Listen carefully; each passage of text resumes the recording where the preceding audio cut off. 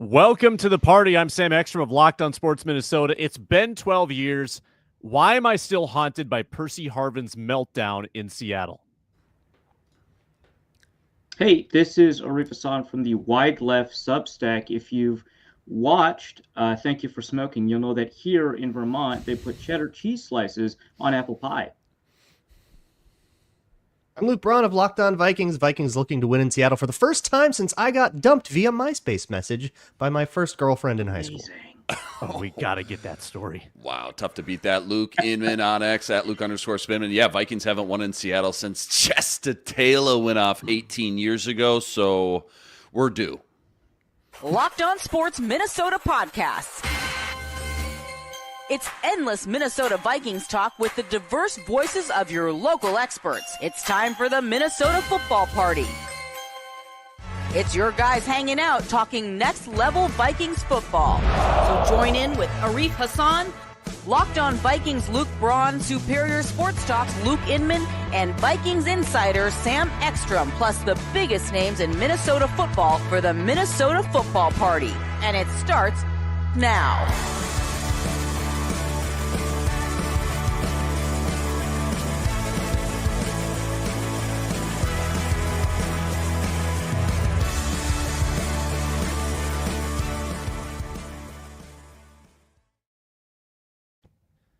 Welcome into the latest live edition of the Minnesota Football Party on Locked On Sports Minnesota. Thanks a lot for joining us. We are live Mondays, Thursdays, and now bonus episodes on Wednesday. You can find our audio in the Locked On Vikings podcast feed. It's all part of the Locked On Podcast Network, your team every day. Thanks for making us your first watch or listen today. For your second one, check out Locked On Vikings on that very Locked On Vikings podcast feed with Luke Braun. On today's show, key matchups in the Vikings-Seahawks game Sunday at 3 p.m. Central. We'll go to the memory database and we'll reflect on the 5-game losing streak in Seattle dating back to 2006. And we will predict where Kirk Cousins lands next year, and if not the Vikings, where Sam Darnold lands next year. We'll get into our crystal ball, make our Week 16 bets. Ron Johnson joins. Packed show today, Minnesota Football Party. Brought to you by Prize Picks. Download the Prize Picks app and go to prizepicks.com/LockedOnNFL. That works as well. Use code all lowercase LockedOnNFL to win $50 instantly when you play $5 at Prize Picks. All right, before we get to Before we get going, future, Luke, does your wife have a MySpace? we need that's exactly where I'm going. We discussed this. No, story. she's 2 years younger than me. And by the time she was like old enough to care about social media, MySpace was no longer cool. Okay, so maybe like So a the live story journal or a goes- Zanga. ... I had a Zanga back in the day. I did not have a live journal. But I was like 9th and 10th grade was when MySpace was big. This was a 9th grade problem for me. A 9th grade memery. A 9th grade memory, yeah. Well, we can. That I mean, was- people. That's the whole story. I got a message. High school The glory title of it days. was Dot. dot. Dot. and it was probably like 3 lines, and it was just like, this isn't working out. That was it. And I was like, oh well, that sucks. Beautiful. This is incredible that you have a story attached to that game, because I have a story attached to that game. Ooh. So I was 14, almost 15 at the time, lived in the state of South Dakota where it was legal to have a driver's license when you're 14. So just right, yeah. prior You gotta to drive the game, tractors around. Yeah. just prior to the game, I backed my parents' white minivan into a light pole and knocked out the back tail light, dented it pretty severely. Just didn't know how to reverse. Wait, so you're the guy in the Case Keenum commercial they got going on. They got to call the backup. They got to call I'm the backup. chaos. I'm the chaos guy. And I just wanted to enjoy the game. You know, Vikings were 3-2 at the time going to Seattle. Big game. I just wanted to enjoy the game. And my parents wanted to lecture me about, driving safely, and you've just cost us a lot of money. And here I am. Hey, what do I know? I just want to watch football. So that game wasn't as fun for me. But Were they more mad or just disappointed, Sam? They were probably mad at my No, they were mad. attitude. They were mad at my flippant attitude. The attitude, but not Sam, the actual you can't just watch the game like it's a normal Sunday. This is kind of serious. That rules, actually. That's actually one of the most Sam stories I've heard. Like, that's incredible. BetterHelp, H-E-L-P. BetterHelp. So the Vikings play the Seahawks. They haven't won since the day Sam crashed his car and Luke Braun got dumped. A lot of dumb memories along the way, but here we are. Let's talk about the present, and then we'll reflect on the past. What are the key matchups in Sunday's game against these 8-6 Seattle Seahawks? Luke Inman. Well, I think, first of all, just coming in, I'm looking at this Vikings offense. They've kind of hit this new gear lately, right? 30 or more points in 3 of the last 4 games. And just kind of in general, I'm kind of looking at Jordan Addison. I mean, he's really kind of been the X factor that's gotten him there. He's kind of been this big difference maker, 7 or 8 catches in 3 of his last 4 games as well. So he's kind of taken things to the next level the last month or so. And that's made a huge difference, especially combined with Hawkinson getting healthy, more acclimated. He's chewing up the middle of the field and all that stuff. So I just think the last few weeks, I mean, I know I've talked a lot about the protection, and that's ultimately where I'm going to go with my key to the game. Darnold only took 2 sacks last week, but he had almost 10 quarterback hits. He's been under a lot of duress the last few weeks. I mean, the offensive line has gone through a lot of shuffles, whether it was, guys getting dinged up. Ryan O'Neal had to leave multiple times last week, 3 or more sacks in 3 straight games going into that Bears game on Monday night. I know Jordan Love was not sacked one time Sunday night versus the Seahawks, but he took 6 quarterback hits on 27 dropbacks. And all in all, I will say Seattle's pass rush has been somewhat below average this year. I think they have 32 sacks, which is like 20th, 21st, somewhere in there in the middle of the in the league as far as rankings go. They used that first-round pick on Byron Murphy from Texas to get some more interior pass rush. He's had some flashes, but all in all, that D-line's just kind of been pretty inconsistent, kind of like they were last year too. And, I looked at that Packers game. They set the tone with Josh Jacobs. I mean, they just got downhill early and often and just kind of wore them down. 34 carries on the ground, 34 for a $140 and a TD, so 4.1 yards per carry. And again, Seattle's defense just got worn down by the end. So they're susceptible on the ground, on defense, Seattle that is, versus running backs. They're allowing almost 5 yards per carry. I'm looking at KOC to just find that balance, show that magic touch that more weeks than not he has, getting the ground game going. Maybe it's by passing early and opening things up on the ground later, because Seattle's susceptible to that too. But Aaron Jones, Cam Akers, can we get 25 touches or more, between those two? I think finding the balance, again, keeping Seattle's defense guessing, especially with that defensive line, who all in all, it's kind of a young group of guys still trying to figure things out. I think that's the formula to keep this offense hot and potentially, put up 30 or more points for what would be 4 times in the last 5 games. I just don't want to see Sam Darnold go into Seattle in the 3rd week in December and drop back 45 times for no reason, just because KOC maybe gets down a score or 2 and gets a little trigger happy, which he's been known to do. That's the only way I see things kind of getting really wonky or off the rails. So keep the running game going, keep the offense balanced as much as possible. Now, Inman, didn't you see on Monday night they showed the clip, Sam Darnold's pro day, driving rainstorm? That's true. He thrives. That's true. He thrived. That John Gruden said, days, who was it? Mike Mayock? No, who was it that said that was the best pro day they've ever seen? Oh, it was Troy Aikman. Troy Aikman calling that Monday Night Football. Troy Aikman, yeah. And Troy Aikman's like, yeah, I wouldn't have been drafted if I did my pro day in the rain. But I think Leonard... And then he turned it into a Baker Mayfield bit for 5 minutes. Baker's probably watching right now, having a beer. Humble brag, Baker Mayfield texted me. Yeah. Yeah, he and Buck were having some fun. A little too much fun, I think. Kale Chip, though, and James are concerned about Leonard Williams. I'm concerned about Leonard Williams against this interior line. Jerron Reed's pretty good too. Arif, what do you make of the trenches in this battle? Because I think that both defensive lines probably go in thinking that they can set the tone in this one. Yeah, no, absolutely. I mean, Seattle's had a lot of problems along their offensive line. A lot of it was kind of covered up by Geno Smith. He was a full participant in practice, by the way, so it does seem like he'll probably end up playing. I haven't talked to any Seattle writers about that, so maybe I'm wrong about that. But he was a full participant in practice yesterday, so we'll probably see him. But I still think that he'll probably be a little bit limited. We saw what happened when Sam Howell had to go in, and the offensive line clearly was being kind of helped in their perception by Geno, and the perception already wasn't strong. So yeah, I mean, you take a look at the names, right? The left tackle, right tackle. They started out their careers relatively strong. Left tackle's a high. Charles Cross is like a high draft pick, but He's good. Abraham Lucas is not the right tackle. Abraham Lucas is not playing up to how he used to play. I think the injuries have gotten to him. They have an injury at center, and I don't know if he'll end up playing. James, okay. I knew this was going to come up. I'm not. You know it. I'm not a Seattle Seahawks fan. I'm not a Seattle Seahawks writer. I've never been a Seattle Seahawks fan. I've only visited Seattle like twice. It's not a thing.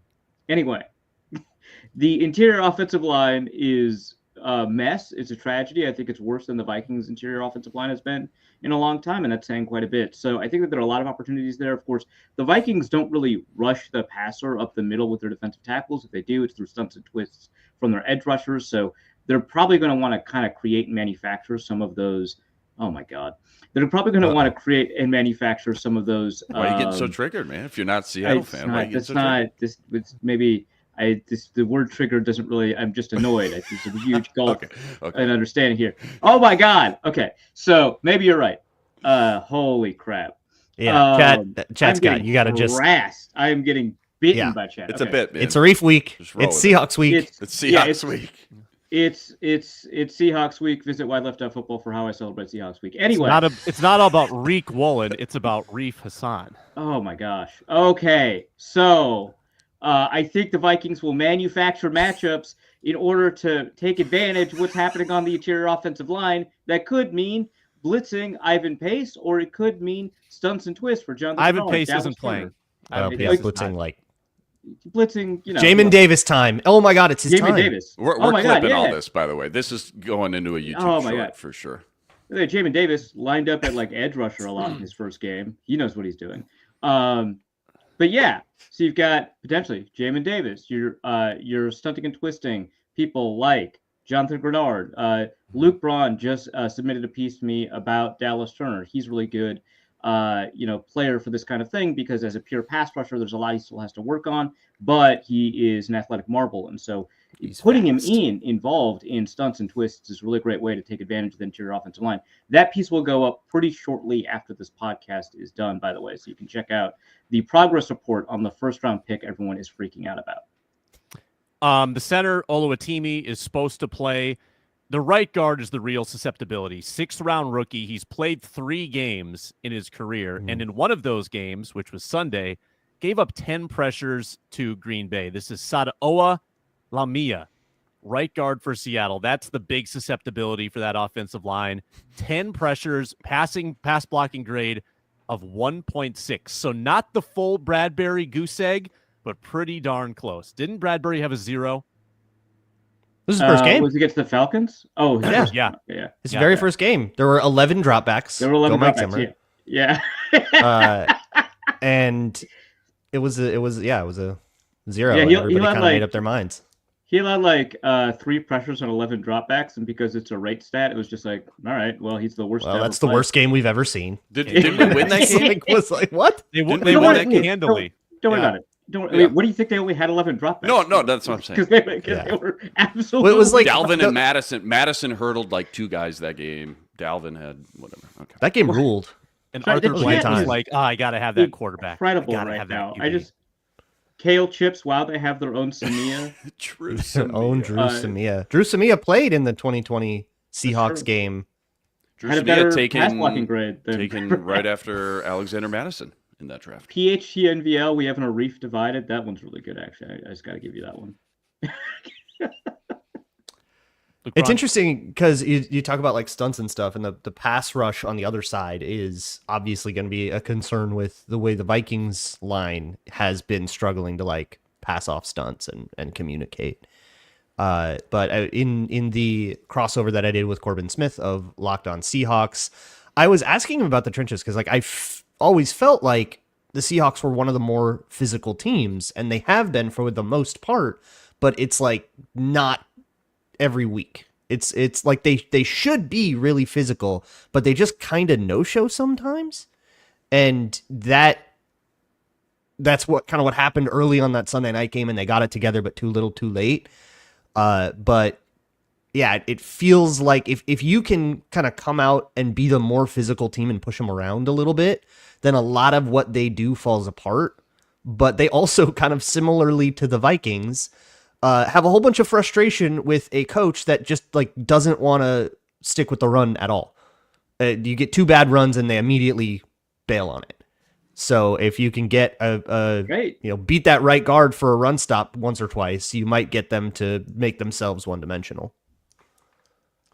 What do you think of the outside, the perimeter matchups with Woolen, Witherspoon? You got Kobe Bryant, Josh Jobe. What do you make of the outside in this game, guys? It sounds like Seahawks fans which is important. really hate Josh Jobe based off of my timeline last week. So that sounds like an area where you Your can timeline, which is full of Seahawks fans. Yeah. Yep. Big physical corners, I think, are a bigger problem for the Vikings. Yeah. Than other types like the really like true prototypical outside corner types. If they can get the like they don't necessarily want to bracket all day long, like they want to trust their corners. But that doesn't mean that they will put them on full on islands and say go man cover, right? You'll still have some sort of help to the inside or to the outside or or over the top that can help them be more aggressive with their jams. And that's exactly the kind of secondary that has given both Justin Jefferson and Jordan Addison trouble. So I do think that there is a world where they can do kind of what the Jets did, where it's like, yeah, these guys just man up, mug you all day long, and you say we're going to eat a couple flags and hopefully limit you guys. Yeah, I think Witherspoon's pretty good. I think that was he's going to be a good player. That draft, there was a lot of debate who the cornerback 1 was in that class, Witherspoon or Stingley, and right away, rookie year, Witherspoon kind of flashed a little bit Witherspoon more. or Porter. Stingley was the year after or before. Stingley and Sauce you're thinking of. Oh, Sauce, thank you. What year was Christian Gonzalez? Wasn't he in the debate in one of these years? Yes, this thank you. was the Witherspoon year and Addison Gonzalez. Witherspoon and Gonzalez. Witherspoon and Gonzalez. Yeah, because I don't think Porter was in Sauce in and the CB1 Stingley debate. same year. Yeah. You're right. No, But Porter anyway, was in that same year. No, we know. No. Yeah. Yeah, I was saying, to me, Porter did not strike me as being part of the CB1 debate that year. It was Gonzalez and Witherspoon. Yeah. But anyway, great cornerback class. Personally, I thought Gonzalez was better, but I mean, Witherspoon is outstanding. So they're both great. Just like Sauce and Stingley now. I mean, Stingley has turned into maybe QB1, CB1 with Surtain. Yeah, QB too. I mean, he's I'm sure he can sling it. I mean, he's a great receiver, by the way. Oh my God, his ball skills are incredible. Anyway, the Vikings have good receivers. I'm not too concerned. They're a great cornerback group. Don't care. So do the Seahawks. Jackson Smith. This is the 5th day in a row my voice sucks. I'm sorry. Jackson Smith and Jigba, Tyler Lockett, DK Metcalf. Interesting on Metcalf. I'm just kind of surprised by this stat. Contested catches last 2 years. He's like 22 of 67, which is like below 33%. It's really bad. Expected more from a big physical target like that. Anyway. Yeah, not all contested catches are the same. I think that they put him in positions where he has to make more difficult catches, and so that'll reduce his contested catch, percentage. But I still think that that's something you have to be concerned about. I never actually thought it was like a huge skill of his. I don't think he's as bad as like 33% or whatever that statistic would suggest. But I think that a lot of it is just kind of contextual on the positions that they put him in and who they put him up against and stuff like that. So it's a concern. I still don't think that, that was his like primary ability, despite being a huge guy. And honestly, like now that Jackson Smith and Jigba is like taking over large portions of their offense, it's a little bit less important, but he's a great constraint player for them now. Like if you focus too much on, these crafty route runners, they'll just beat you with speed. I'll end the segment with this, and I think it's a Flores type matchup here. Geno Smith, most interceptions in the league under pressure. He's been pressured the most dropbacks in the NFL, and he's 35th in passer rating when he's under pressure, and he has a bad knee. So if you can just stunt against Sada Owa Lamia, a 6th-round rookie, Samia Light, and get home, think you're going to have success today. We'll talk about some previous nightmares in Seattle. Oh, my goodness. Jeez. And we'll see if we get through the ad read. Coming up, Minnesota Football Party. We're brought to you by the College Football Playoff. It's back. It's that time of year, folks. Expanded 12-team format, guaranteed to be bigger and better than ever. Hard-hitting, high-flying excitement. College Football Playoff on TNT starts December 21st, starting with the College Football Kickoff Show presented by AT&T at 11 a.m. Eastern, leading into our first matchup, Southern Methodist battling Penn State at noon.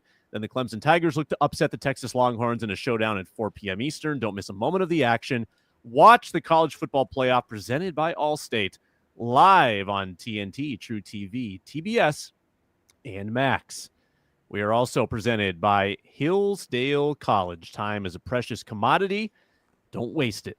Doom scrolling through the same mind-numbing content on your various social media apps for hours and hours and hours. Then your phone tells you at the end of the week that you were on your phone for an average of 9 hours a day. Spend your time more wisely. Our sponsor, Hillsdale College, is offering more than 40 free, that's right, free online courses, including Introduction to Free Market Economics, Great American Story, Roman Republic, The Rise and Fall of. They've got documentary-style courses. Check it all out, self-paced. Start whenever, tune in whenever. Plus, you can go deeper with readings, quizzes, discussions, or just enjoy the lectures. Go right now at hillsdale.edu/lockedon to enroll. There's no cost. Easy to get started. Hillsdale.edu/lockedon to register. Hillsdale.edu/lockedon.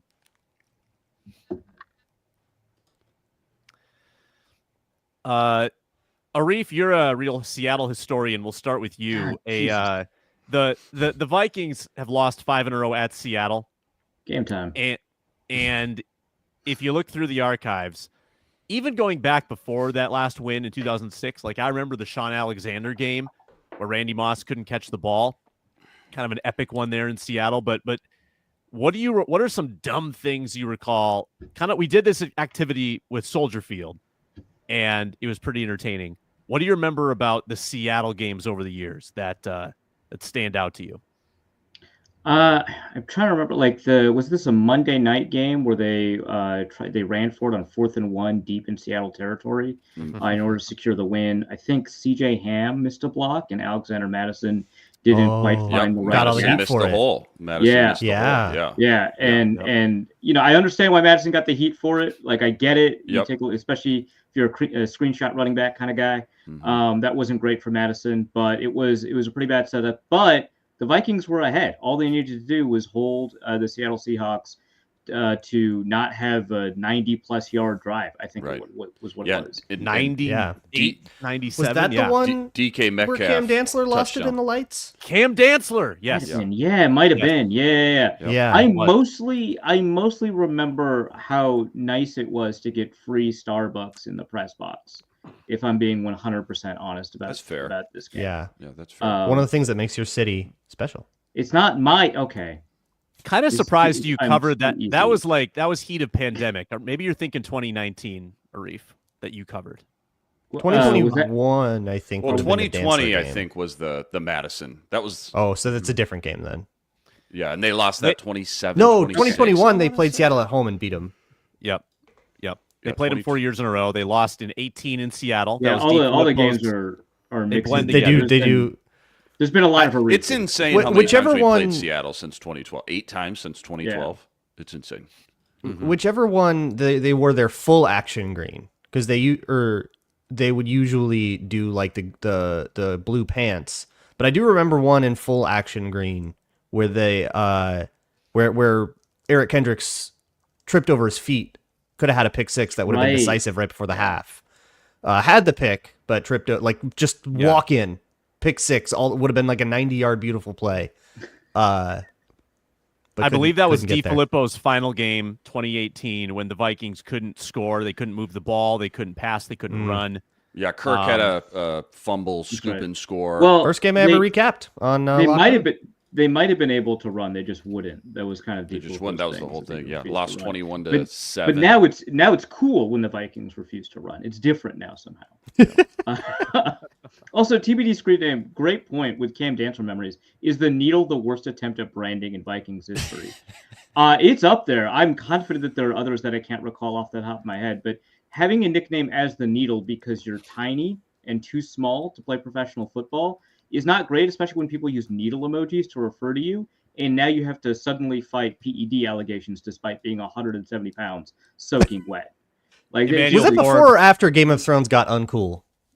I want to say it was before it got uncool. So Because then the needle was a very cool thing at the moment, and then for a couple reasons became a very uncool nickname.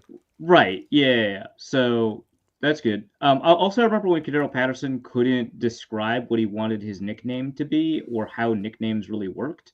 Right. Like he's like, you can call me Flashy or the Flashy or Flash. I'll just never. I know I've told this story. I'll just never forget being at the Vikings draft party, and it's 2014, right? The year after Patterson got drafted, and he just goes up on stage, and there's so much buzz about drafting Johnny Manziel that year. Y'all want to draft Johnny Manziel? Say yeah. And everybody just goes nuts. It's like, why did you say that? Who told you to say that? When he tweeted, because he was I cannot believe he did that. So when he was like really into this flashy nickname, he tweeted out Godspeed and replaced the S with a lightning bolt, and it just because the way emojis work, it just looks like a space. So it looked like God peed. Which I just like one of my favorite Vikings personalities of all time. Absolutely. 100%. Yeah, 100%. 2013, I remember. Greatest kick returner in NFL history, by the way. I will not be convinced otherwise. I'm with you. No thoughts. Well, no thoughts. How about when he high-stepped against the Seahawks in Minnesota, down 35-0? Well, we had no Anthony Barr, no Harrison Smith, and no Linval that game. And I just remember before the game started going, we're done. No Harrison Smith, Linval, or Barr. We're done. Forget it.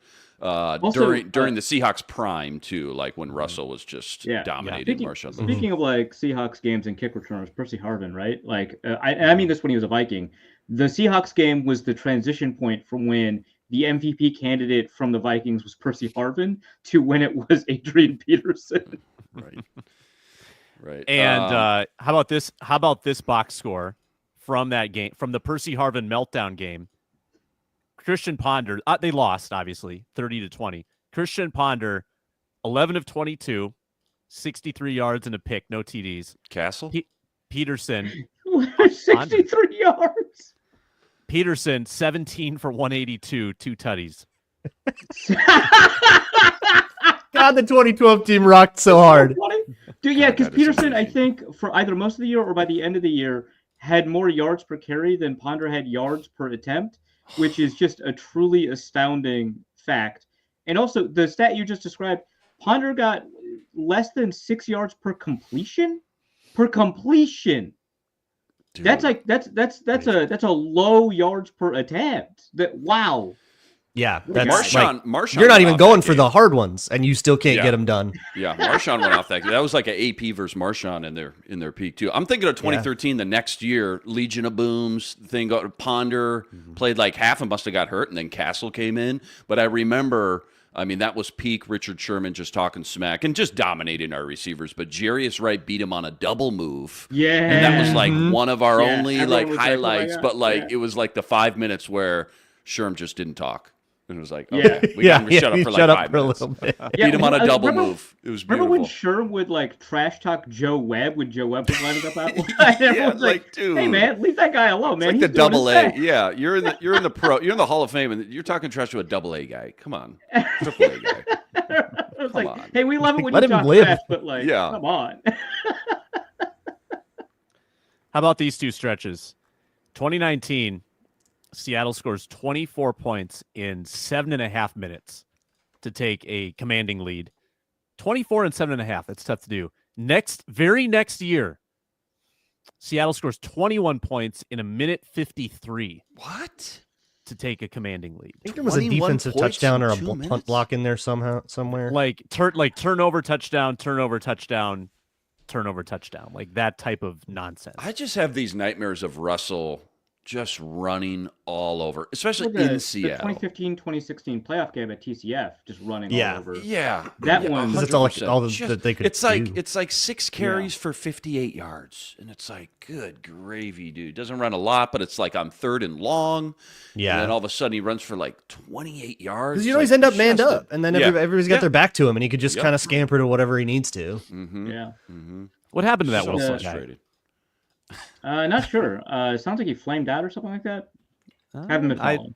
I've heard different reports. Ron Johnson's going to join here in just a moment, but a quick word first, and then I'm going to ask Ron where, Ron, you can start thinking about this. Where does Kirk Cousins end up next year? That's next.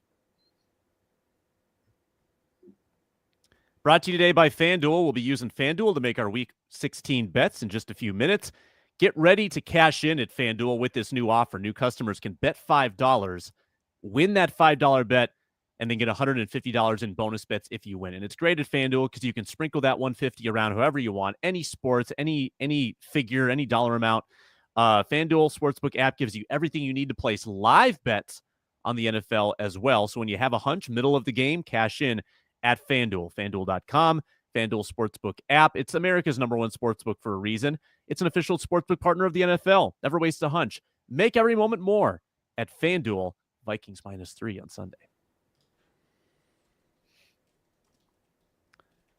Ron Johnson joins, as he does every single Thursday. He hosts the Ron Johnson Show, and he joins us from the road. Ron Johnson at 3 Ron Johnson. Thanks for joining us. I want everybody's opinion on this, and we'll start with Ron.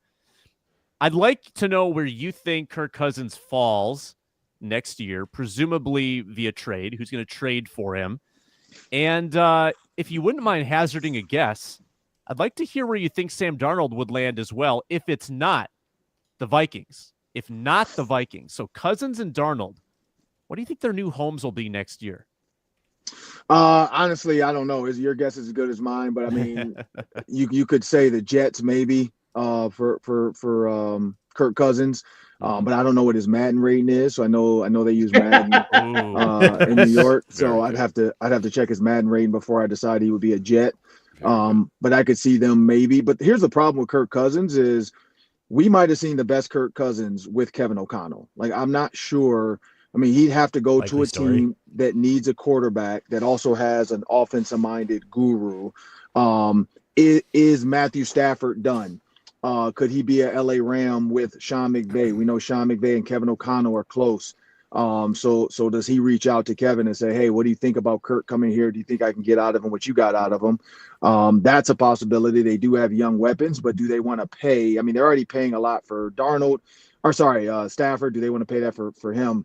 When you look at Darnold, same thing. Could be the Rams. Is Matthew Stafford done? Could be the Giants. I mean, we know the Giants are going to be looking for a quarterback. I don't think from PTSD, I don't think Sam would even want to go back near Woody Johnson in that organization. So, because I know reunions happen. Guys do go back to places they've come from.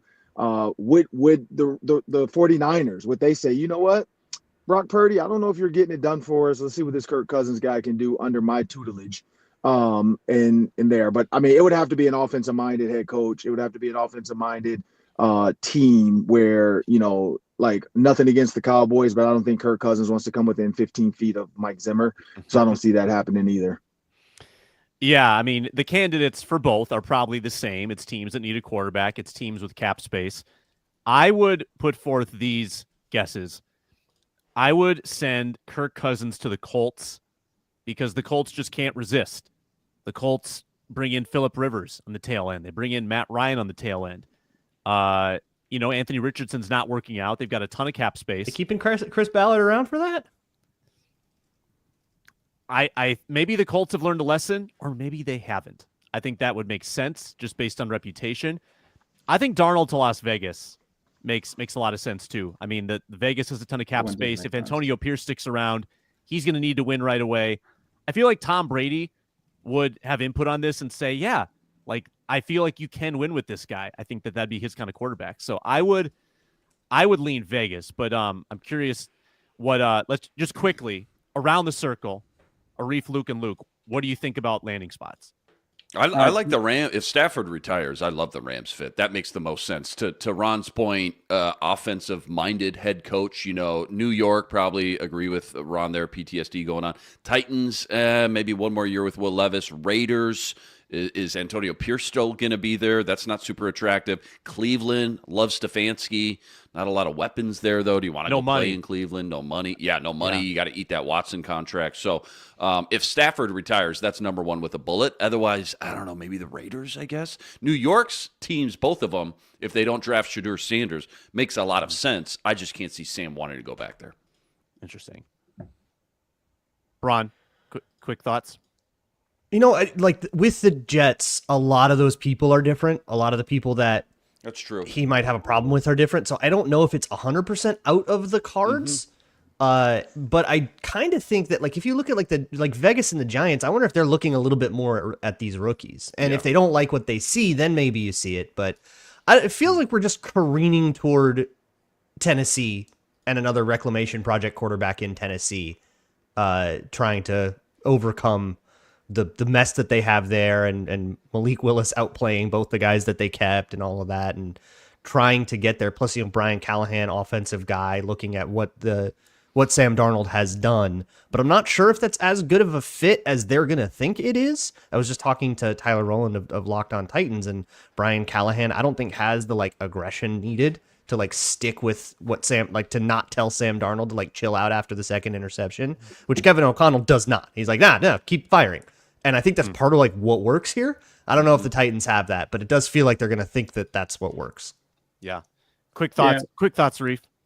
I like the Rams fit the most. I think the Titans fit makes a ton of sense. I also agree that the Giants and the Raiders are probably looking at quarterbacks. So I don't have a ton of thoughts here. I think that outside shot that Ron mentioned about the 49ers kind of matches, but I also think that Ron connected him to Kirk Cousins for a reason. I think that makes even more sense for the 49ers than bringing back Sam Darnold. So not a ton of other thoughts. There's not a ton of other places that I think that he can land where they're unsettled at quarterback and don't have a young draft pick, but also don't have a quarterback pick essentially in the next draft. So there's just not that many places. Yeah. Yeah. If I'm Kirk Cousins, though, I'm forcing I'm not removing any trades. I'm forcing the Falcons to either trade me to somewhere that I want to go, or I'm forcing them to cut me and then they owe me the money. And so because for them to have Kirk as a backup with Penix, also for Kirk, he truly knows his Achilles. Maybe it's not 100%, and he's like, look, I just want to get paid to sit here and be a backup and heal. If I were him, I might look at that as well. Kirk wanted to do that? Are you sure? That's not on brand for Kirk, though. Hey, when you get this old, you got $100 million, and your wife wants to stay in Atlanta. Hey, cheap real estate too. Yes, sir. I don't know. Yeah. Post-June cut for the Falcons saves them $0. Man, boy. If 100% cap neutral, that saves them $0. Could so 1 to 10, Ron. Kirk signing a Russell Wilson deal with the Vikings next year. I'd say 2. I don't think Kevin O'Connell wants to do that again. Kirk already was mad at them. They offered him something we don't know what, and he didn't want to take it. He wanted to hit the open market. So I don't think the Vikings would go back. Yeah, too soon. Too much baggage. Actually, can I jump you, Luke? Because I got to follow up on that. Yeah, go. Then who do you think is the most likely bridge quarterback? Is it Daniel Jones? It'll be JJ and somebody. So there's the thing. Daniel Jones beat the Minnesota Vikings in the playoffs. Was he bad? Yes, there were times where he was really bad. Was he good? There were times where he was really good because he can run with the football. He is a better Josh Dobbs. He is a smarter.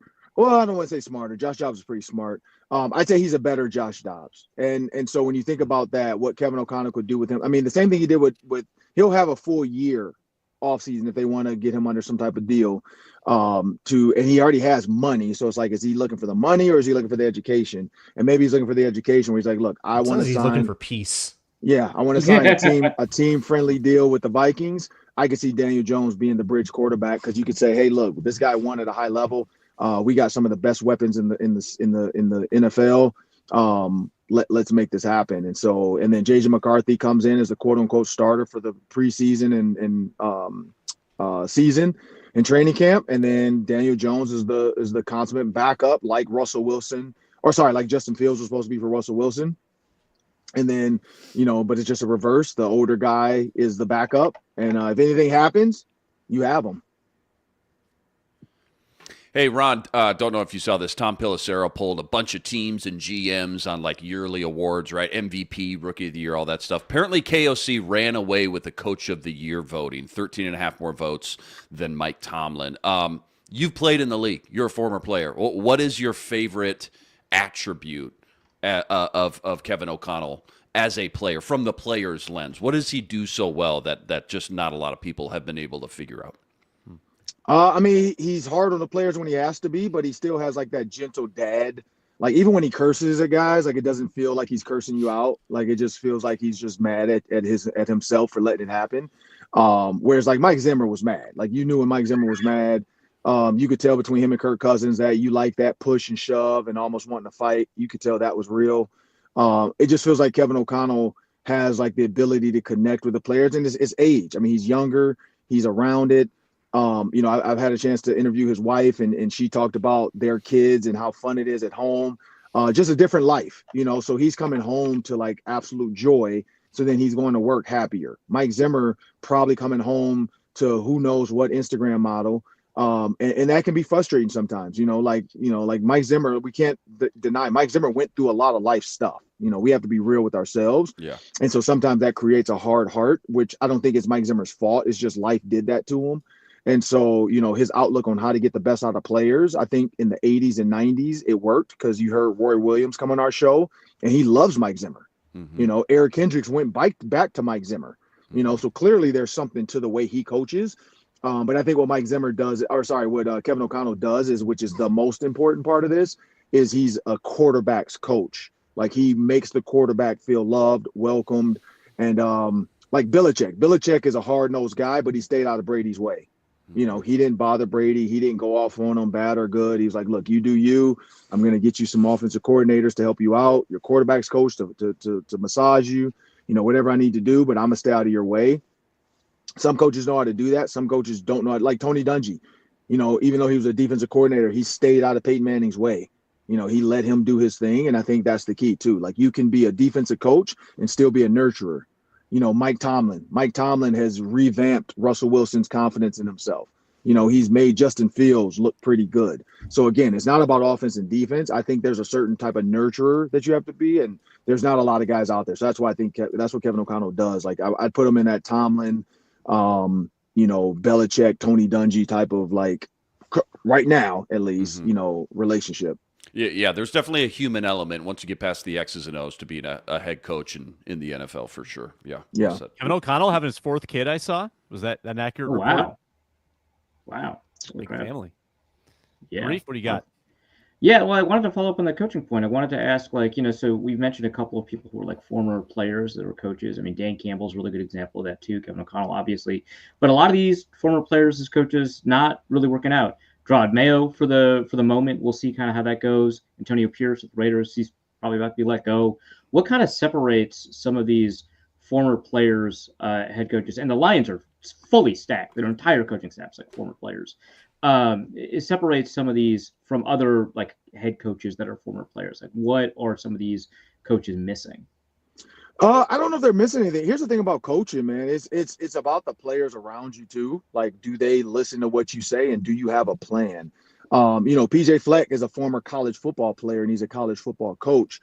He had a plan. He had a notebook. He took the time to like go to different teams as a coach, and he built his way up from Western Michigan. And he has a notebook and a binder that's like as big as the encyclopedia. For kids that don't know, that's basically Google on paper. I know some kids are like, wait, what? What's an encyclopedia? For kids that don't know, Google was what we used to search before ChatGPT. It was better. Google's even old now. So when you Google, will you? When you hey, ChatGPT, what is Google? When you think about that, I think like a player's coach and a former player are two different things. Some got like Deion Sanders. I think there's a certain level of coach he's going to be, and then there's a certain level of coach he can't be. We won't know until he tests that limit.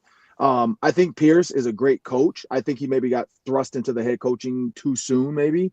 And he also doesn't have any weapons to help him out. Like if you give him, I'd say if you put him on like the Baltimore Ravens or, the Chargers, probably looks a little bit better than it does with the Raiders. I'm not going to say with the Vikings because Sam Darnold needed Kevin O'Connell to be what he is. Like I think without Kevin O'Connell, the Minnesota Vikings would be not the New York Jets, but I'd say some similarities there. But also Brian Flores is a big part of the Vikings' success as well.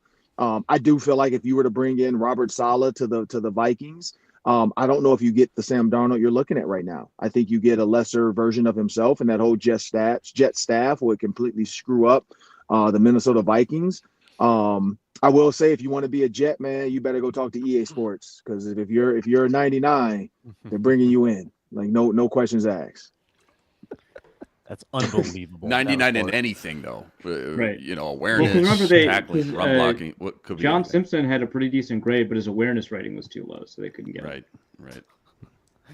Ron, we appreciate it, as always, at 3 Ron Johnson. Ron Johnson Show is awesome every Tuesday. Check it out. And, Ron, you'll be on the postcast after the Seahawks game on Sunday, so we'll next talk to you then. All right, sounds good. Guys, take care. See ya. All right, you too. It's Ron Johnson. Again, at 3 Ron Johnson. On X, lighting it up over there. We got to make Week 16 bets. We don't have props available yet. And at this critical juncture of the season, we're going to wait. We're going to text the props tomorrow. Once those come out, we're going to make our spread picks, though, today. Here's where we stand. Jalen Naylor did not score a touchdown for me.